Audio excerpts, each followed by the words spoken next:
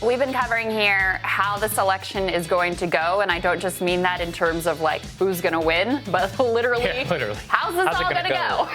And there's some new research out, which is pretty troubling here. Yasha Monk detailed this on Twitter and in an article as well. So first, the bad news. Americans are confident the elections will be free and fair, but if their candidate loses, they are likely to say this is because the election was rigged. So here is the data.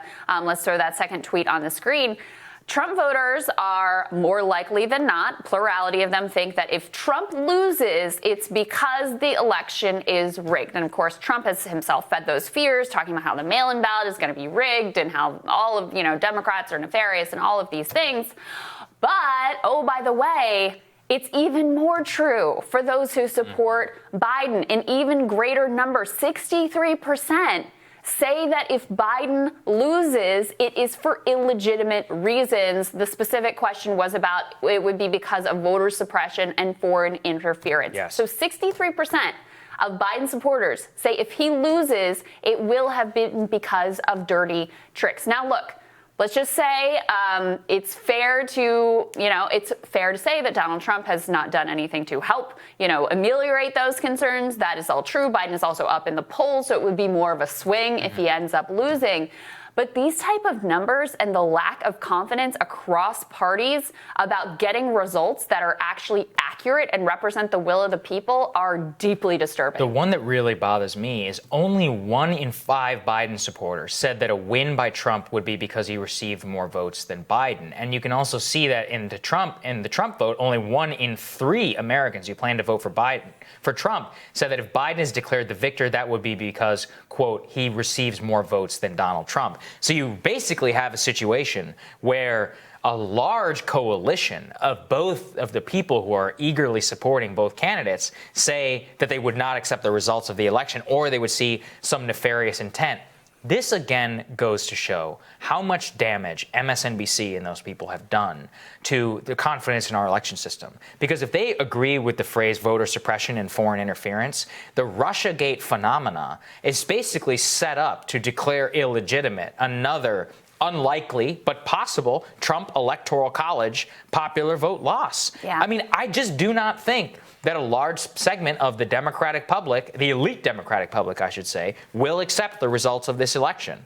And that's really troubling to me. We can kind of see it now within the Biden campaign. Let's throw this up there on the screen, which is the Biden campaign has begun hiring all sorts of, like hundreds and hundreds of lawyers, including former Attorney General Eric Holder, including former Solicitors General. Of course, he's doing an event today with Sally Yates and Eric Holder. We have an entire Democratic legal establishment which is gearing up to challenge ballots, challenge voting, all in the name of so-called voter suppression. And I don't want to pretend this is just like a Democratic thing. Like, who invented this? The Bush 2000 campaign, right? Like, they did the same thing. But I think we're really beginning to see how much damage the Bush 2000 strategy of the legal maneuvers and all that and trying to change the electors has kind of done in terms of how both parties view the election system as just a game to be rigged. I mean, you talked about this in your radar today. They spent thousands of dollars challenging the Green Party on the ballot and refused to let ballots be mailed to candidates. It's going to be that on a macro scale in this terms of this election. I mean, I look at these numbers and it to me is a really, truly scary metric and bodes very ill for the future of this country. Yeah. And there is so much blame to go all the way around. You're absolutely right about those who fanned the flames of Russiagate and made it out to be so much more than what it ever was, made it like Russians are truly like pulling the strings of our democracy and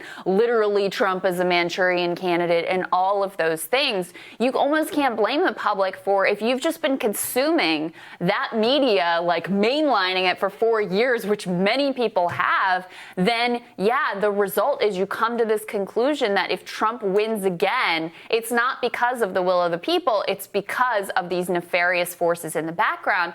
And meanwhile, on the other hand, you've had Republicans literally for decades sowing seeds of doubt about voter fraud, and they institute all these voter ID laws and have engaged in this aggressive voter suppression campaign, all based off off the idea that the elections are not free and fair, which there's just no evidence for, and Trump has been the worst and, of course, the most egregious in fanning those flames.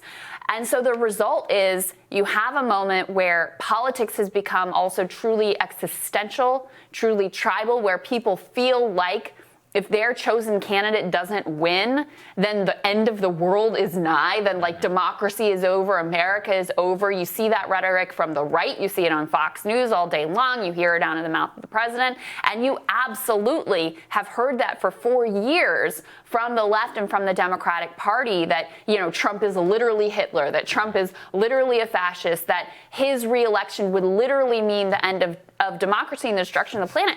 And when you have that type of rhetoric, right, it justifies nearly anything. Yeah. And that is the situation that really terrifies me. Look, on the lawyer front, on the legal teams, you'd be a fool to be going into this election without having your legal teams ready to go. Because not only do you have this incredibly, I hate the word unprecedented at this point, but it actually really is true and really applies here, this unprecedented lack of trust in what the ultimate election results will be.